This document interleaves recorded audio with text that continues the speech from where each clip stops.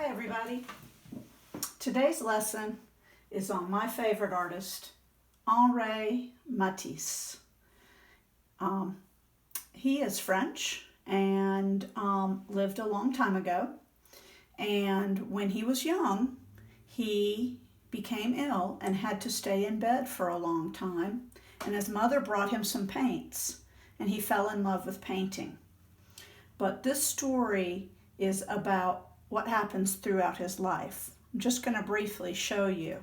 When he first started painting, he went to art school and learned how to do a still life like this.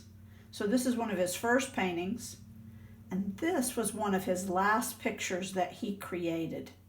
He was famous for his bright colors and for his cutouts, which I'll explain in a minute. But after he started learning still life, he really realized how much he loved using colors. And he also met up with other artists who were experimenting with different ways of painting. And this is one of his paintings of his wife, using lots of bright, wild colors. He's also known for using a lot of patterns as well. Now, he has a very successful career later in his life. He sells lots of his paintings, but when he's older, he gets sick again and has to end up staying in bed or staying off his feet for long periods of time. So that is when he started missing painting, but realized he could do cutouts. And so this is a picture of him when he's older with his scissors cutting out shapes. And they are some of my favorite works of art. Here is one.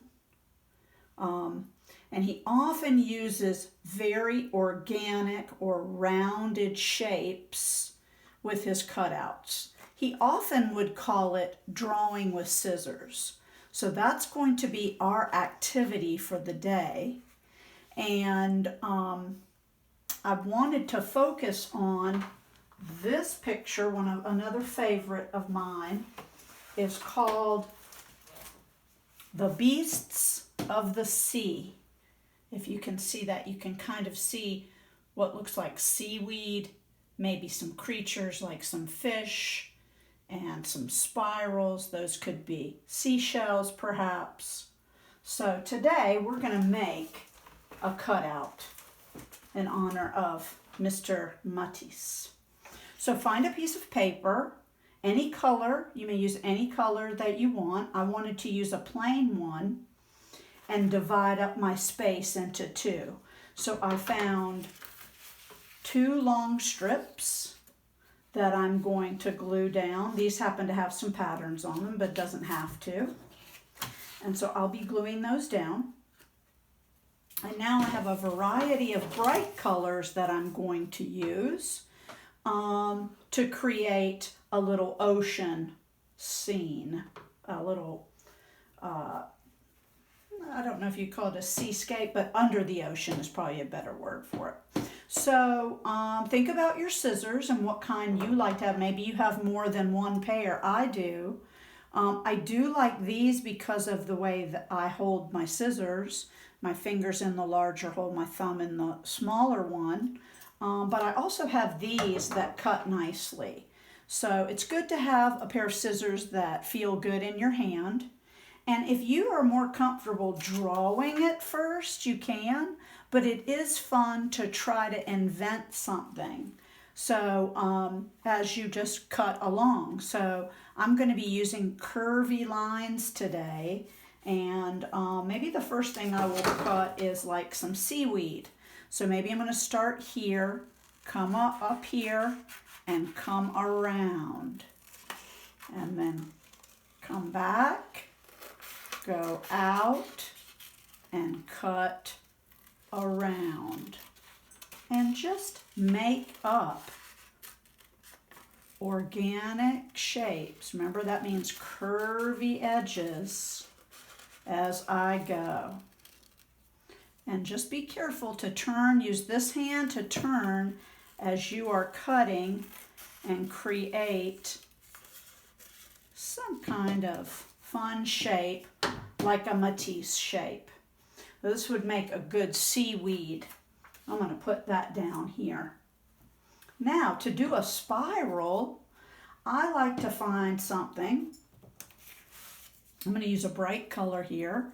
I want to take my square and turn it into a circle, so I could trace and cut, or sometimes I'll just cut the corners off just to create a round shape.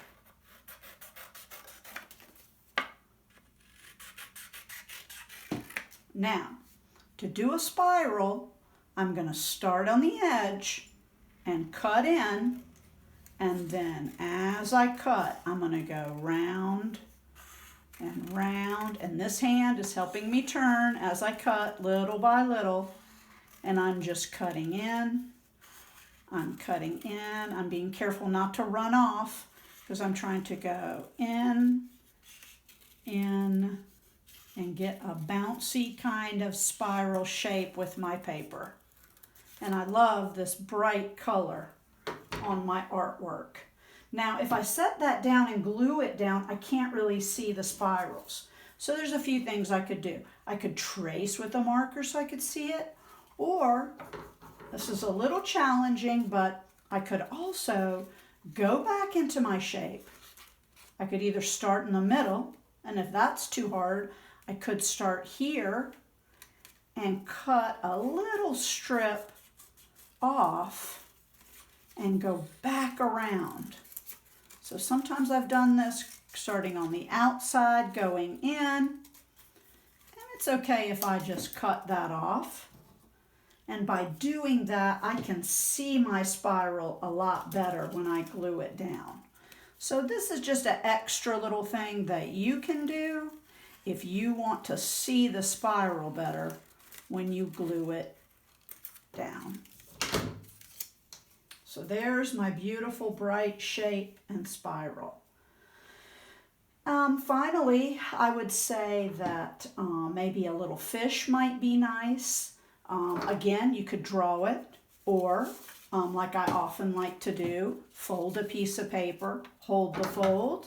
Maybe I start out here, and maybe I cut around for a little fish.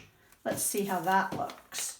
If it feels too big and wide, wide is good because you can always trim something that feels too big.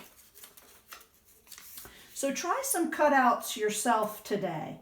Maybe make an ocean picture or something with lots of leaves, and try to be inspired by Mr. Matisse. Until next time.